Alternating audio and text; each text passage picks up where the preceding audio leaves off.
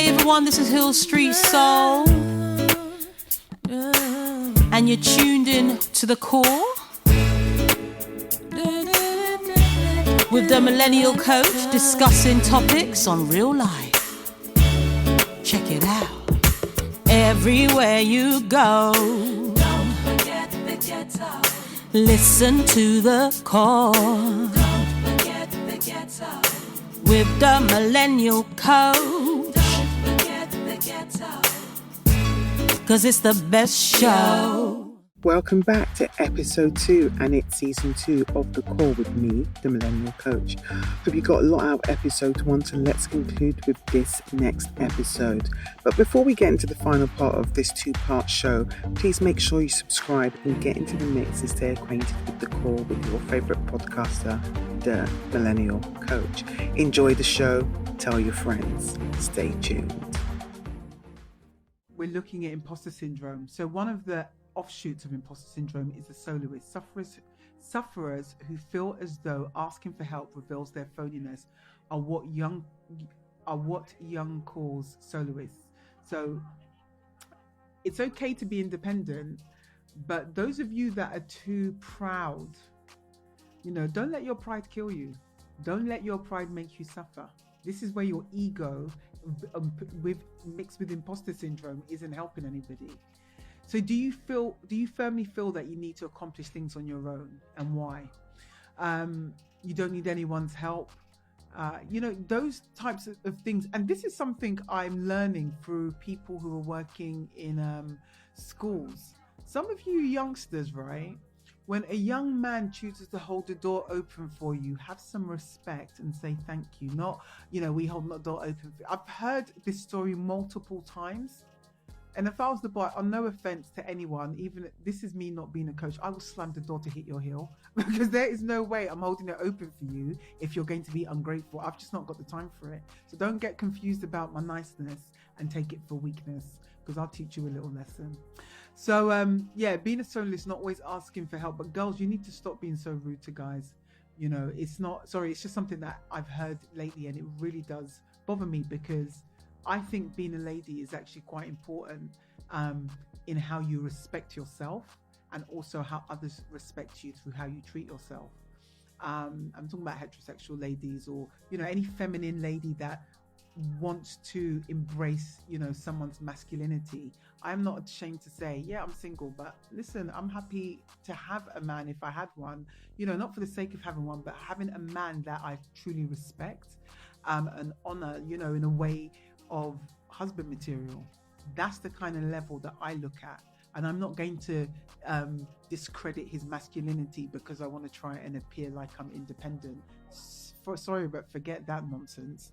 So I'm going to enjoy my life by being quite feminine, not being so disrespectful. So being a soloist, not accepting help, is important. Also, someone who always is the expert. Gosh, I feel like I'm talking to myself now. That's not what it means, by the way. I don't have imposter syndrome. Experts measure their competence based on what and how they know or can do, believing they will never know enough. They fear being exposed as inexperienced or unknowledgeable. So does any of you shy away from applying to job postings unless you meet every single educational requirement? Trust me, I probably would apply for an astronaut and just see if they would take me seriously. I don't have that issue. Like, I don't care. I sometimes think, that might be interesting to do, and I just apply for a job. Not like I'm looking for a job, but I don't know what my compulsion is. Maybe I'm just trying to see if I'm still relevant. It's terrible, really, isn't it? Are you constantly seeking out training certificates because you think you need to improve your skills in order to succeed? Now, from an imposter syndrome perspective, yes, but sometimes certain races or cultures are aware that they always have to do extra to even just be on the same level playing field. So I'm not going to get into that conversation just yet or today on equality and diversity, but let's keep that 100% real. I have a lot of qualifications because there's people, when they meet me, they assume that I have no idea what I'm talking about until I open my mouth, and I am judged a lot. So if I don't have the backative, a lot of people who I would not work with, or on a normal basis, they would like to see that. And also, guys, those of you that do choose to have qualifications, from an international working perspective, as I've worked internationally, that actually supports your status or visa, because your qualification adds a level of expertise, especially when you don't exude imposter syndrome. So think about that. Do you ever shudder when someone says you're an expert? I've seen people say I'm not an expert, and I'm just like, well, I'm an expert in a lot of the stuff that I do, and I actually try and keep myself invested in learning. But one of the things about learning, guys, is don't get stuck learning. You need to have the application of the learning to actually understand and realize the value of why you learn what you learn.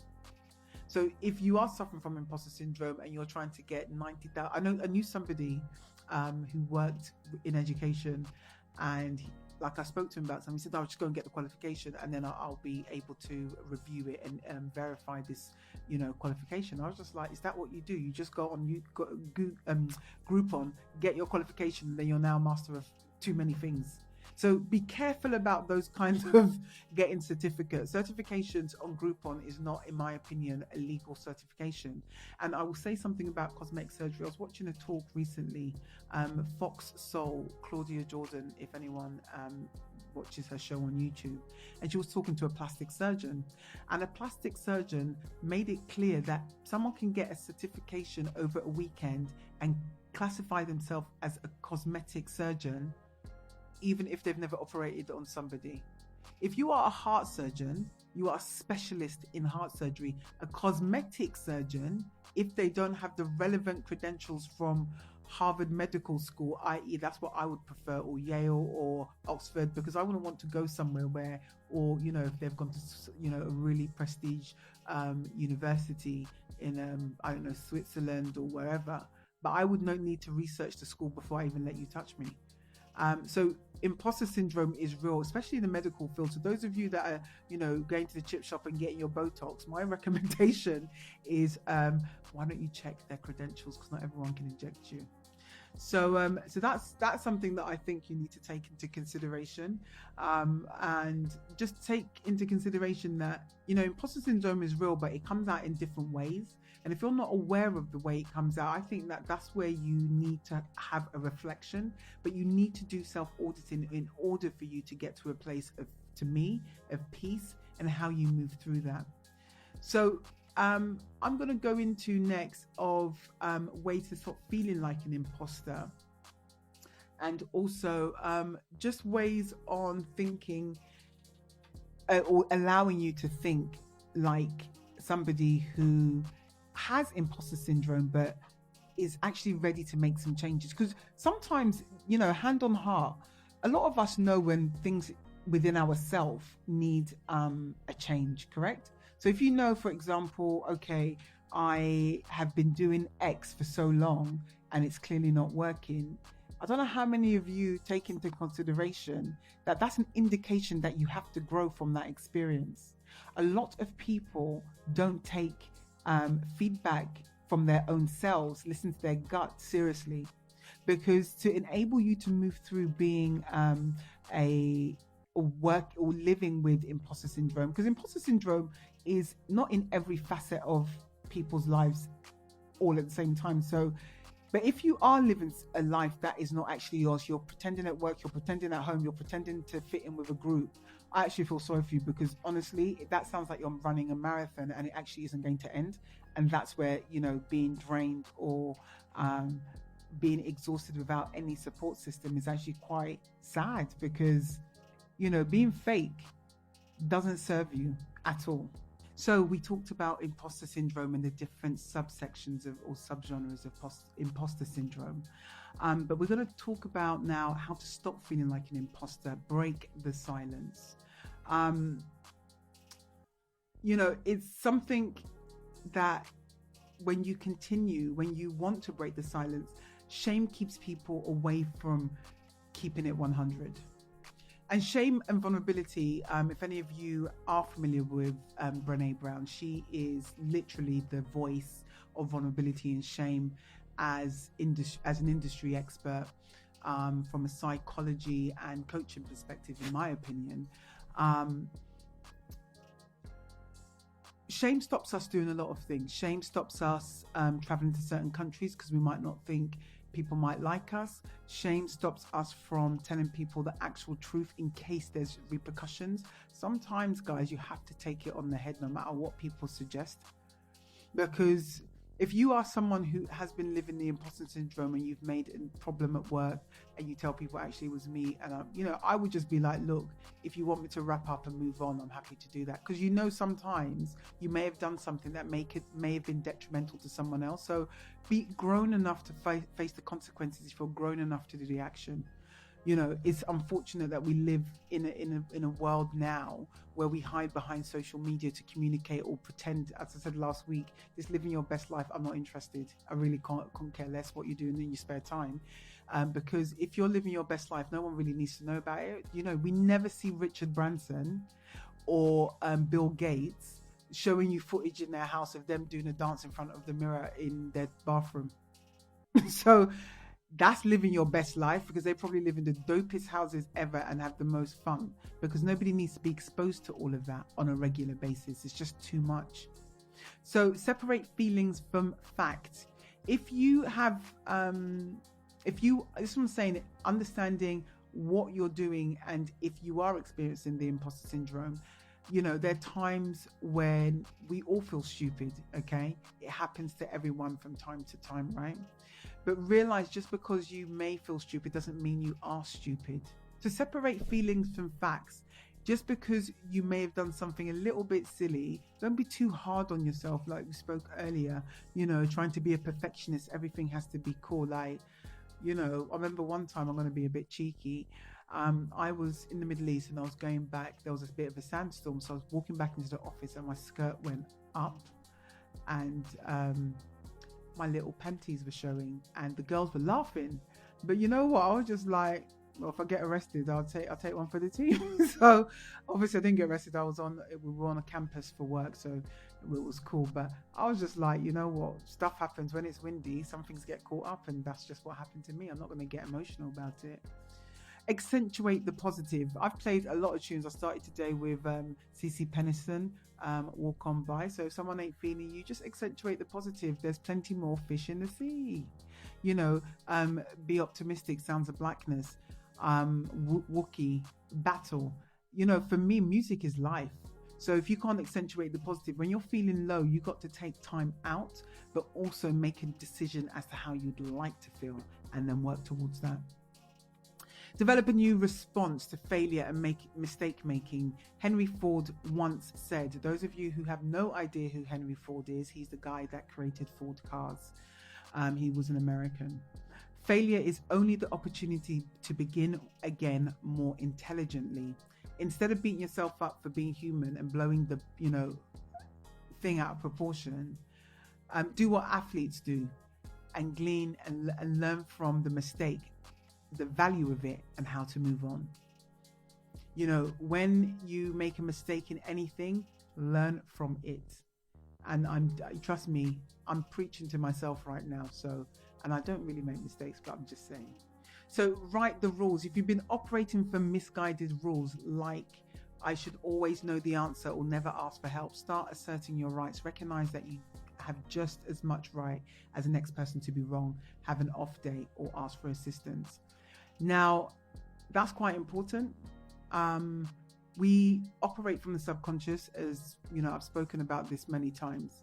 The subconscious operates, I would say, if you are a conscious person, it can operate from a 60-70% average. Because if you're unconscious and you're only operating from your subconscious, you will be operating from a 90%. So you give yourself an option.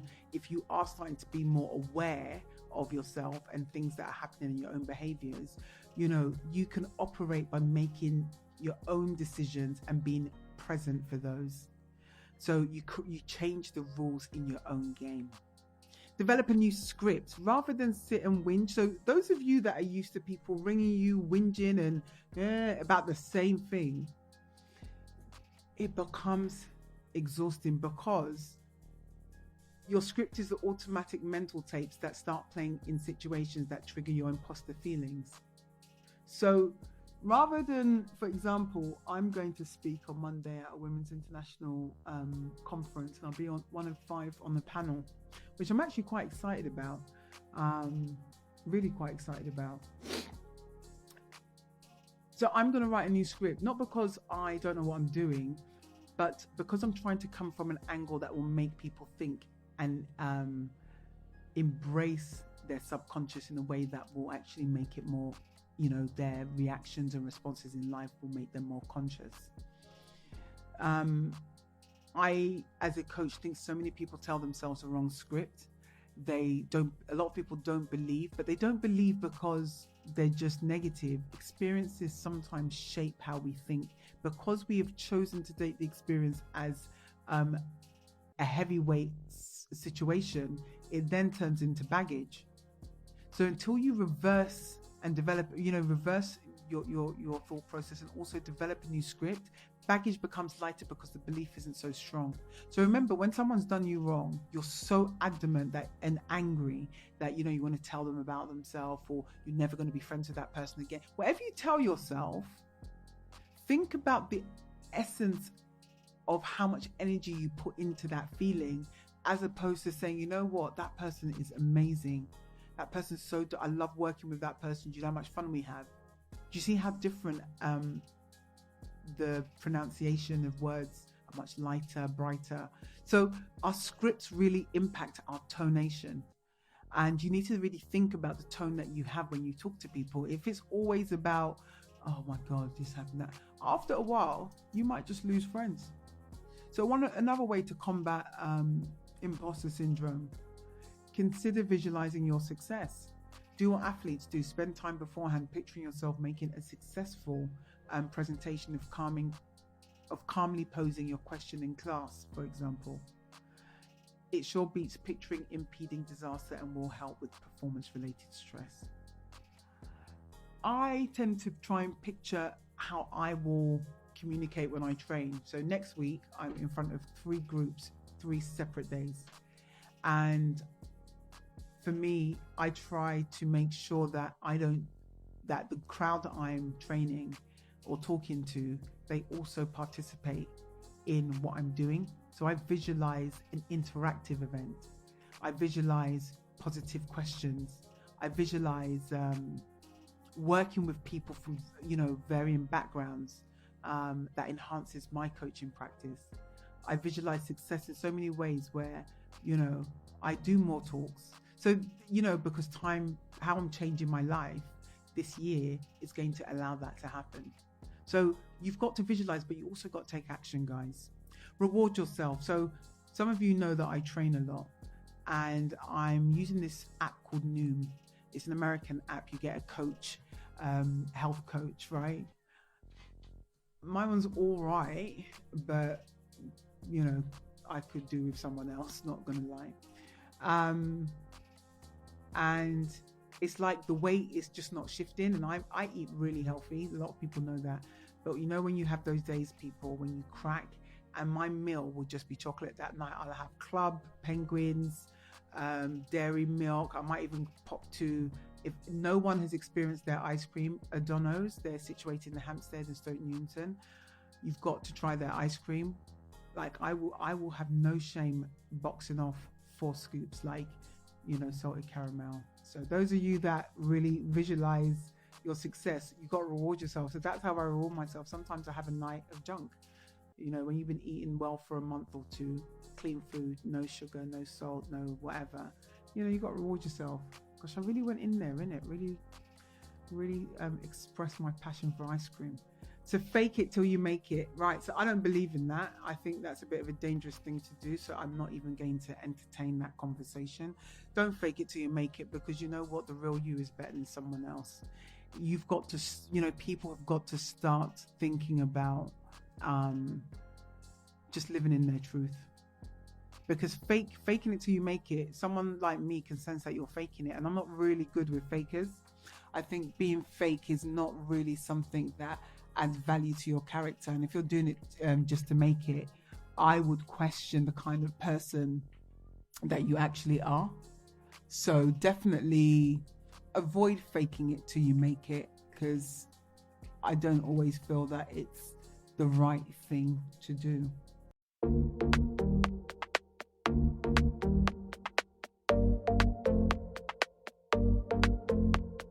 Why fear is not your friend. We're moving on to how you deal with limiting beliefs and why it holds you back.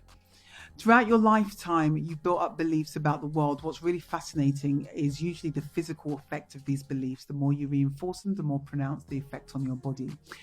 If any of you are keen or, keen readers or, consistent readers, what I would say, it's a little bit technical, but try and get the book, The Body Keeps the Score. Very interesting to see how sometimes sickness is developed when we hold on to limiting beliefs that actually keep us in the same place in our lives, not allowing us to move into the direction that we've, wanted to. A lot of the time I work with people who don't believe in their own, they don't believe in themselves. They struggle with confidence. They struggle. But the thing is, what has caused that issue? And that's something that I love working through. One of the things, the limiting beliefs conversation that happened on Sunday catapulted me into was, if any of you have not heard of the woman, and she is a woman, Byron Katie, BYRON KT. She has a worksheet called One Belief at a Time. She has 4 questions that she tends to use. So I definitely would recommend that many of you that believe that some type of belief is holding you back, try to embrace and have a listen to some of her videos online, but also have a listen to her, have a read of her website. It's called thework.com, and it allows you to print out worksheets whereby you can actually challenge yourself and work through your limiting beliefs. And I can tell you, if you are someone who becomes hyperventilated, you're even crying, know that that belief that you've just cracked is actually releasing itself from your spirit or your body. So when we hold on to emotions energetically, it actually gets into the crevice of parts of our bodies. A friend of mine had an experience which I found quite interesting. She said to me that there was a time that she wanted to have a conversation with a lady she works with. She's collaborated on a project with this lady, and she was having severe back pain. And then she said once she actually expressed her frustration of whatever the situation was with this woman, she said the back pain completely disappeared. Now, I don't make stuff up because I don't really have the time. But I would definitely say that was a lesson that reinforced for me the power of how the body looks at limiting beliefs. When I did my limiting beliefs worksheet, I was feeling quite unwell the next day. Like literally, I was in bed the entire day. The power of what I've been working on this week and releasing has allowed me to really see how it's held me back. And I will as I said earlier at the top of the show, I will always embrace feedback, especially if I respect you. The feedback that you give me, I will literally, put it in a massive basket, shut the lid, and then keep it to myself because it's golden. Know that people that are more advanced in a certain area of their life than you are, you should take note and utilize their mindset to help you grow. And if you can exchange energy, positive energy, while you do exactly the same, think about how valuable that relationship becomes, because you've both got different skill sets and you can challenge each other's limited beliefs in the skill set that you're familiar with and you're successful at. It's very important to take into consideration. If you're someone who tends to carry extra weight, sometimes when I work with people or I watch shows where there's psychologists, I do like Khloe Kardashian's Revenge Body, and I'll explain to you why. I think that's a fantastic show. If no one's seen it, try to look at it, because from a psychological perspective, when somebody who's come to her, they've spoken about their trauma. Trauma is one of the biggest creators of weight gain. If anyone, again, see, this is what I'm saying, I do watch TV, but I haven't watched it this week. Anyone watches My 600 Pound Life, I think that's such a fascinating show. My sister said this, why do you watch this? It's so depressing. I'm like, no, there's a reason someone gets to 600 pounds, but it's not because they're greedy. It's because they actually haven't dealt with their trauma and have used food to soothe the emotional pain. And you get to a point in your life where the pain is too unbearable that you have to make a change. So that's the limiting belief. Now you've got to say, right, I can do it.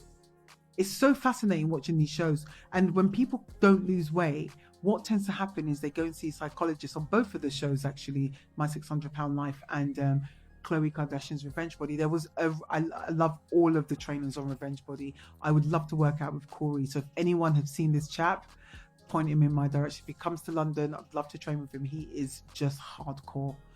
But there was a woman trainer. They're all amazing. And there was a girl that just wasn't shifting the weight. And then when they sent her to a psychologist, once she came out and she released whatever fear she had or issue, she started losing weight rapidly. So if something isn't working in your life, you've got to start challenging yourself to say, okay, there may be a different way. Limiting beliefs, because I always get a feeling like, right, you've got to do some work now, because there's a feeling I always get and think, right, there's something not right here. I need to make some changes. And if I don't make these changes, this will be the consequence. If I do make this change, this will be the consequence. So I look at the consequences of if I do and if I don't. And I use these types of questioning when I do coaching with certain people. I use there's certain questions and methods that I use that actually really allows you as a client to really dig deep. You know, the fact that this is called the core is for you to get to your core of what's been bothering you, and you need to start working on it. Are you someone who's negative on a regular basis? Do you, or are you mostly positive? Do you complain and blame? Because if you do that, there's a lot of limiting beliefs that create that. So you got to remember, happy, confident people will walk tall, look everyone in the eye, enjoy generally good health, and their emotions are mellow and steady. They speak positively and smile much more often than people who are stuck in their limiting beliefs. Now, I'd like to think that I am somebody who has worked on, because I am a constant work in progress, and I'm one of these people. I actually challenge my fears emotionally, because I know that there's a lot of things that I would like to achieve, and I've done that, but I'm still on my journey. So when I feel like, okay, why are you not doing this? Then I look into myself, and part of the Women of Influence course with Marielle Laguerre, part of that really allowed me to continue doing the self-auditing. So are you struggling in your relationship? Limiting beliefs don't just impact your body, they also impact your general life. So if you are having limiting beliefs, you need to think about why that is and what that looks like in your career. And also, when people are constantly broke, that's a limiting belief that you cannot make money. Now, I've made a lot of money. I've lost a lot of money. I've remade a lot of money. I've made little money. I just think financially, you have to really, really that's a massive challenge, but you have to challenge yourself. Last week, we looked at Barry Tesler. She has written the book, The Art of Money, which I'm currently rereading post last week's show. And it talks about shame again, and she is a financial coach. But I tend to incorporate a lot of financial coaching into what I do based on a lot of the research that I do, but also because I coach from a humanistic perspective. Every aspect of your life has an impact on how another bit of your life performs. So I have to go into those areas. So if you're someone who's struggling with that, I think that's really important. But this is where limiting beliefs operate your unconscious. And that's something I think many people need to challenge. According to Dr. Ruth Rich, who's a contributor to the Huffington Post, she's written Dr. Ruth Rich has written a article, just very short, on the power of the unconscious beliefs. So limiting beliefs become unconscious, and if we operate from the subconscious, which is our unconscious, then it's more powerful than the decisions that you actually make consciously. I hope you followed exactly what I said. I'm not going to repeat myself because I can't remember the order I just said it in, but I know what I'm talking about. So if you are operating from the subconscious, you're operating from unconscious beliefs / limiting beliefs that you haven't tackled. But the power of the unconscious mind is what is operational in our lives on a day-to-day basis. So what Dr. Ruth Rich writes is most people carry around unconscious beliefs that often come from childhood and limit their ability to be present here and now. If based on one's childhood experiences, one came to believe that they were not worthy of being loved, or that life was a struggle, or that there was enough, or that they needed to protect themselves because the world isn't a safe place. To the degree that those beliefs are unconscious, they become the operating system that determines and influences the choices one makes today. So basically, and I have to be honest, some of the research I put together, I actually just read the first couple of lines and I actually can tell it's going to be really good content, because it actually validates what I talk about on a day-to-day basis in my job. I've read so much about and journals about the unconscious mind and how it operates. So I do fully understand and comprehend Dr. Judith Rich. So how does one become aware of what up until now has now submerged in the unconscious? Begin by looking at your life's results. What people don't do often is think, how did I get here? So if you are here, how did you get there? And what does there look like? So her assertion is that we always have what we intend is a good place from which to begin to understand your intentions, both the conscious and the unconscious ones. When we say one thing but create a vastly different result, you may be sure that there is an unconscious conflicting belief at work. So, as you know what we're talking about, the why fear is not your friend, unconscious beliefs and limiting beliefs really, really impact the results that you yield. So if you think to yourself today, what are the fruits of my labor? If those of you have found today's subject interesting, please drop me a note on Twitter, Facebook or Instagram at DMillennialC or DMillennialCoach, DA. I am the Millennial Coach and you're listening to The Core on Itch FM. So the power of I'm enough. Self-doubt is a lack of belief in your own talents and abilities. You've got to really, really take the power of enoughness. And by doing that, you can actually spend time writing affirmations, putting them on your windows, mirrors, on your phone. It's something I do. Sometimes I'll be on the train and I'll just be saying affirmations, even if it's in my head. Sometimes I forget, but if something I'm experiencing isn't going according to plan, I always say everything works out for my highest and best good. Money flows to me frequently and easily from multiple directions. So these are things I say it so easily because I say it so easily, because I believe in it. Everything always works out for my highest and best good. Sometimes you feel a bit fraudulent when you are saying it because you don't believe it yet. But okay, so I'm gonna negate and contradict myself when it said fake it till you make it earlier. Okay, this is a symptom of fake it till you make it. I would say affirmations. If you spend time, I know this might sound really strange. If anyone has ever read the book In the Meantime by Iyanla Vanzant, she has an activity where you have to write affirmations every day, twice a day for a week or so, or 2 weeks. That actually changed a lot of my behaviors because I started to affirm certain things. Affirmations are one of the most powerful ways you can actually challenge your limiting beliefs and also make a cognitive change. If you don't make an effort in your life, you cannot see different, you don't yield different results. When people buy property, they're not buying it so they don't make money, they're buying it to make money. Obviously to sleep somewhere too, but when you buy property, not rent, when you buy, that's an investment. If you do decide to do that boob job from a licensed cosmetologist who hasn't got his or her license on Groupon, my advice to you is, you are enough and you can spend the money because you deserve to have that. Whatever you want to do in life, if you don't believe in it, no one else will believe in it.